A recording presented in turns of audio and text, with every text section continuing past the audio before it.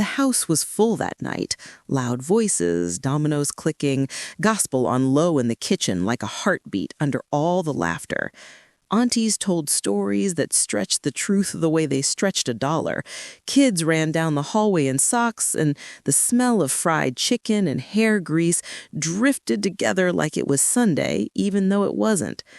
I was 10, old enough to wash dishes, too young to be anywhere grown folks were talking. I slipped into my room with a book and a blanket and the last piece of cornbread tucked in a napkin like a secret. My door was cracked the way Mama liked it, so I can hear you if you need me. The hallway light made a thin gold line on my carpet. I traced it with my toe and tried to read, but the words kept swimming. Somewhere down the hall, grown men laughed a little too loud, and the ice clinked in their cups. He knocked soft. Not a real knock, more like the door breathed in and out. "Hey, little one, you in here reading?" I nodded, even though I hadn't turned a page in 5 minutes. He stepped in like the room belonged to him, sat on the edge of my bed and smiled the way people smile when they want you to trust them first. He smelled like cologne that burned a little and the last of somebody's drink. He asked about school, about friends, about whether I still liked drawing butterflies in the corners of my notebook. I answered small, wishing Mama would call my name the way she always did when she needed a hand with the plates. If you're still listening, let me know what you think so far in the comments about what's going on in the story. Have you ever felt something was wrong, even when the words sounded friendly? Type "I feel it" in the chat. He said I was special. Said I was smart, too. Smart for kids my age. He said I shouldn't hide in my room so much, that people could take advantage of sweet girls who don't know better. The words felt like a blanket and a warning at the same time.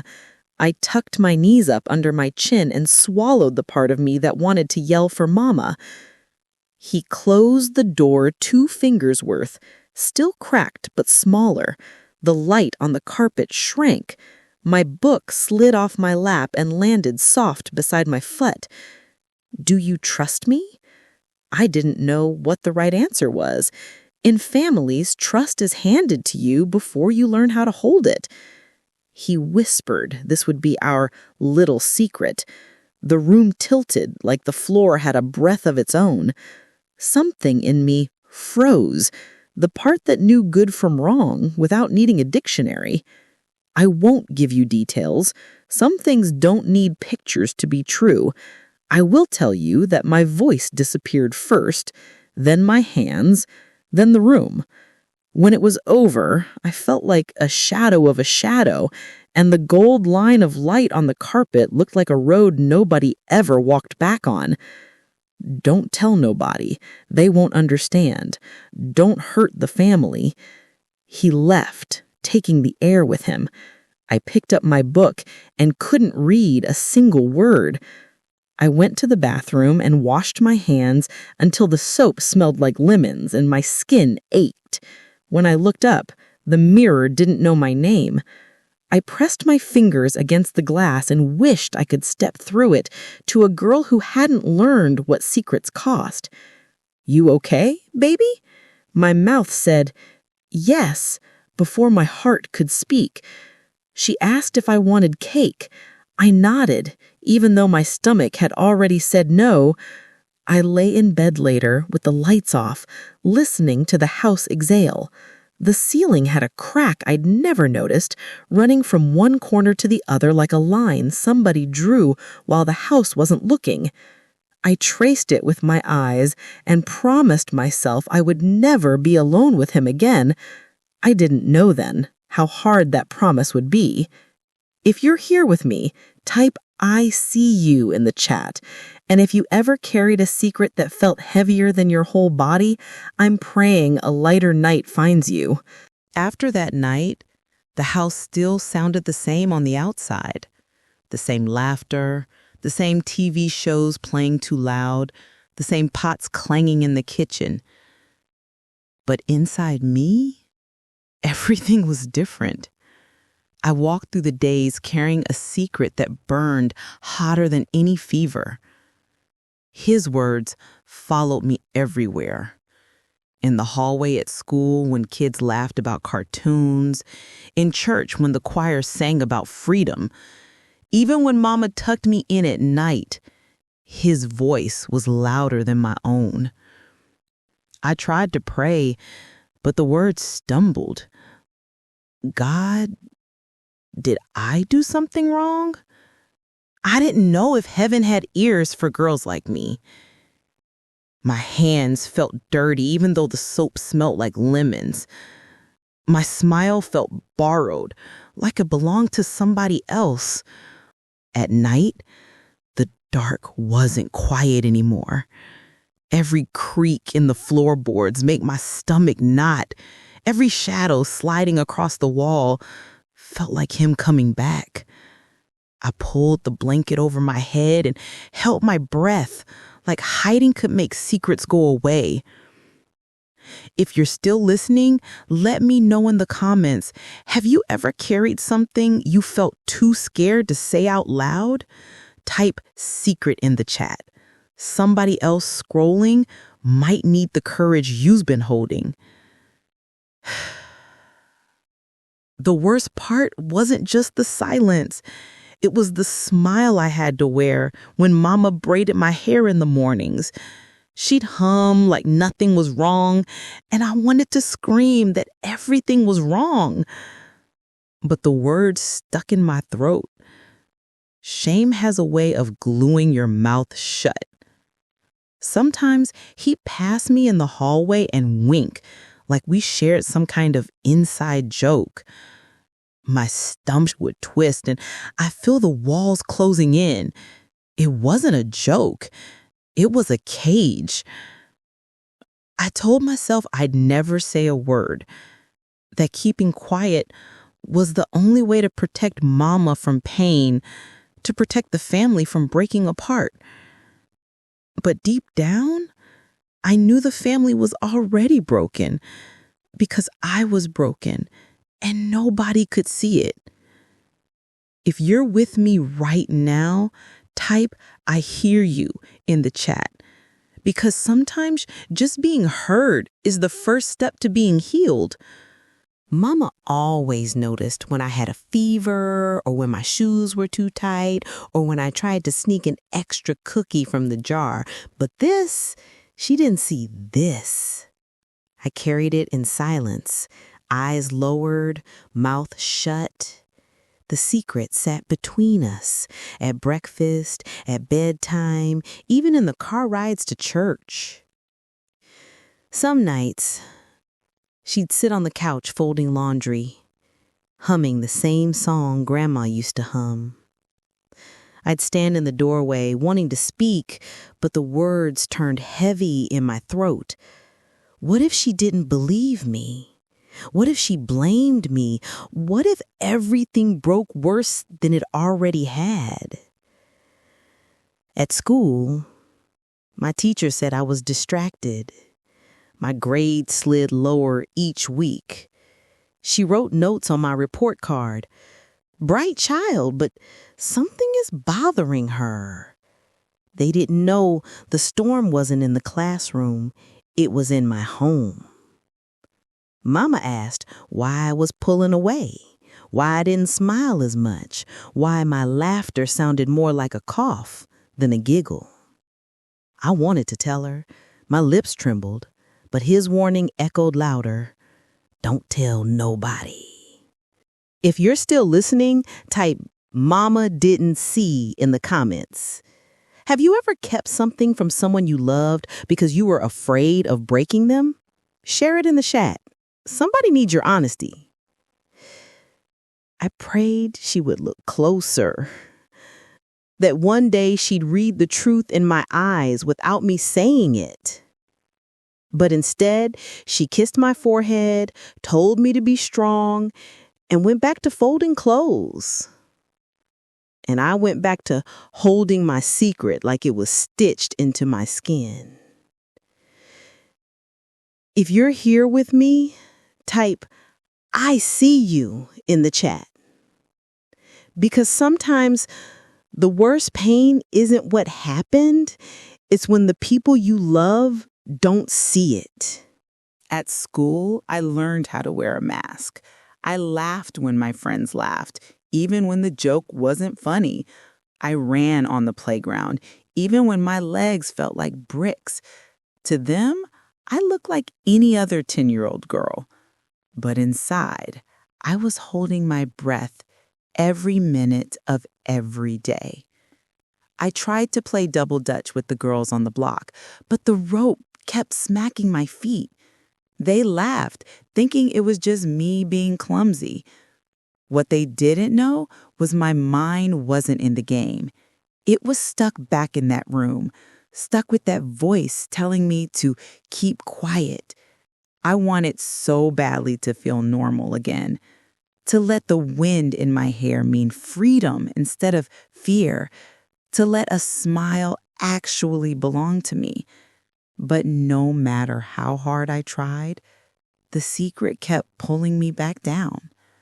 At family gatherings, I sat at the table with the other cousins, forcing myself to eat fried chicken and potato salad while pretending not to notice when he walked in the room.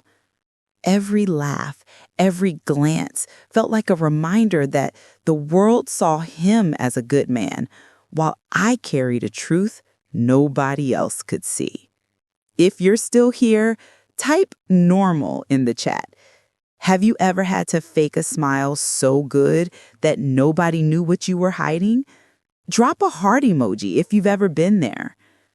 I thought if I just acted normal long enough, maybe I would become normal again. Maybe the secret would shrink, maybe the memory would fade. But no matter how hard I tried, it never reached my eyes. If you feel me, type I get it in the chat.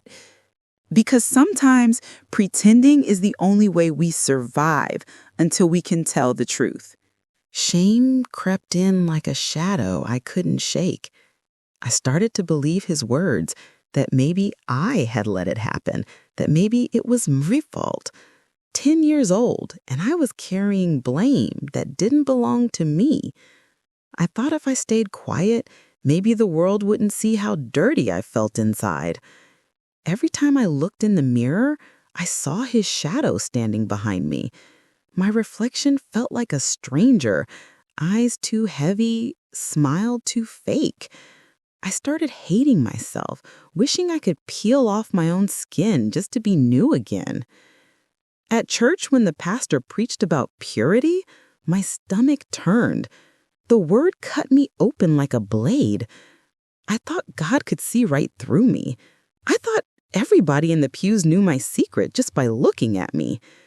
Shame told me to stay quiet. Shame told me I was ruined. Shame told me nobody would ever love me if they knew. And I believed it, because when you're a child, lies sound like truth when they're spoken with authority. If you're still listening, type shame in the comments. Have you ever carried guilt for something that was never your fault? Somebody reading might find freedom in your honesty. I pulled away from friends. I stopped raising my hand in class. I stopped singing out loud. The world became smaller, darker, and quieter because shame had built a cage around me. If you've ever felt that cage, type I know in the chat, because shame only wins when it convinces us we're alone. By the time I hit 14, the secret had grown up with me. It followed me into the hallways at school, into the quiet of my bedroom, into every thought I tried to escape. The little girl was gone, but her shadow was still here, dark, heavy, and whispering in my ear. I didn't trust boys. When they smiled, I wondered what they wanted. When they leaned too close, my whole body flinched before my mind could stop it. They thought I was shy. I was terrified. Some nights I stared at the ceiling, wishing I could forget. Other nights, I wondered if I'd ever be normal enough to fall in love without hearing his voice in the background. Love felt like a language I could never learn. The pain started spilling out in other ways. Anger at Mama when she asked simple questions, silence with teachers when they tried to help, picking the wrong friends because they felt broken like me. Brokenness calls to brokenness, and I answered every time. If you're still here, type shadows in the comments. Did you ever carry something from childhood that followed you into your teenage years? Drop it in the chat. Your truth might free somebody else. I laughed louder than I felt. I dressed louder than I believed. But no matter how much noise I made, the silence inside of me was deafening. Teenage shadows aren't just the ones on the wall. They're the ones you carry in your chest, day after day, until you think you'll never breathe light again. If you've ever felt those shadows, type, "I felt that" in the chat. Because the moment we admit we've been haunted, the healing finally begins. One day, I couldn't carry it anymore. The weight of silence had pressed so hard on my chest, I thought I would suffocate. My secret wasn't just mine. It was killing me from the inside out. I decided I had to speak, even if nobody believed me. It started in the counselor's office at school. She asked a question that nobody had ever asked me before. Is there something happening at home that you're not telling anyone? My throat locked. My palms sweated. My body screamed to stay silent. But the tears betrayed me first. They slid down my cheeks before my words could find their way out. And in a broken whisper, I told her I was touched by my uncle. The room spun. For the first time, my secret wasn't mine anymore. The counselor leaned forward, eyes soft, voice calm. Thank you for telling me. You are brave. What happened to you was not your fault. Brave. Nobody had ever called me that before. If you're still listening, type brave in the comments, because sometimes the hardest thing you'll ever do is open your mouth and speak your truth. When I got home, I thought maybe I'd regret it. Maybe I'd take it back. But instead, I felt a flicker of something I hadn't felt in years. Freedom.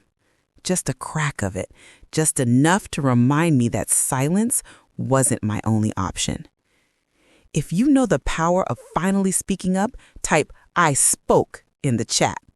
Your story might be the one that gives someone else the courage to break their silence. When the truth finally left my mouth, it didn't just stay in that counselor's office. It traveled like wildfire through the family. And when fire spreads, it burns everything in its path. Some believed me, some didn't, and some said I should have kept quiet. The day of the confrontation came fast. My uncle walked into the living room, chest out like nothing had ever happened. Family members lined the walls, tension so thick you could slice it with a knife. My stomach flipped, my knees trembled, but I stood my ground. His words cut me deep, but I didn't shrink this time. For the first time, I found my voice steady. I am not lying. You did this to me, and I won't carry your secret anymore.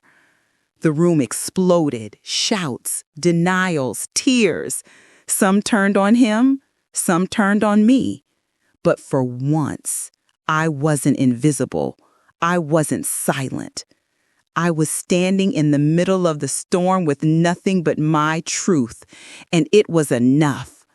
If you're still listening, type truth in the comments, because truth doesn't always bring peace right away, but it always brings freedom.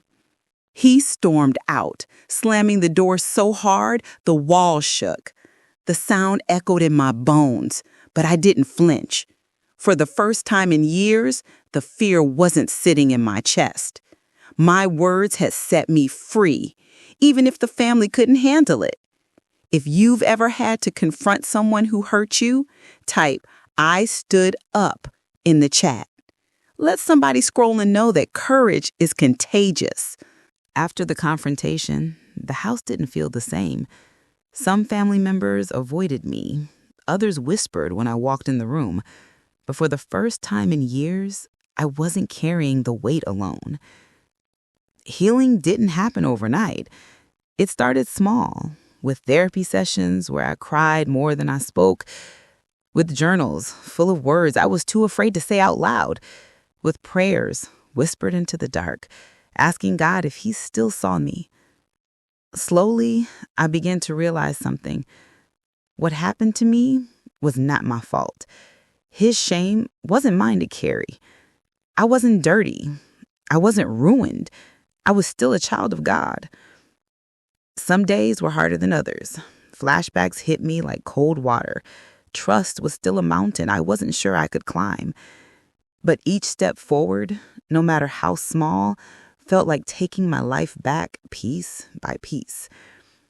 If you're still with me, type "healing" in the comments. What's one thing that helped you heal from something heavy? Drop it below. You never know who might need your advice. Healing wasn't about forgetting. It was about learning to live without letting the past control me. I learned that forgiveness didn't mean excusing what he did.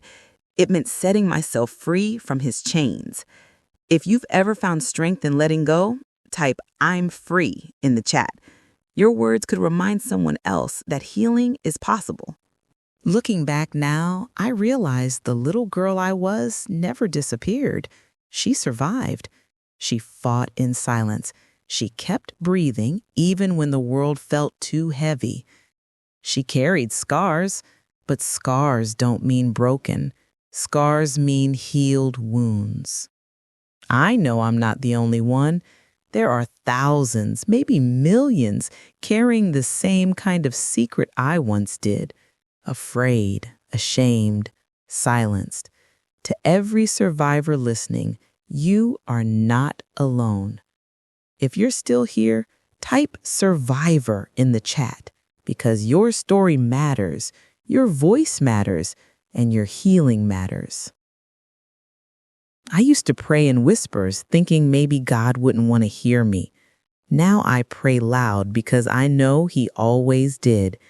And tonight, I want to pray for you.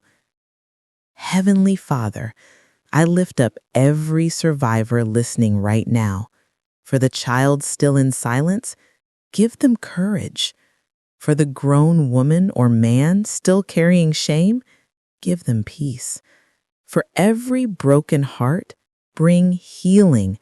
Remind us that what was done to us does not define us. Your love does. In Jesus' name, amen. From savage to saved, if you believe God still saves, type "Amen" and subscribe.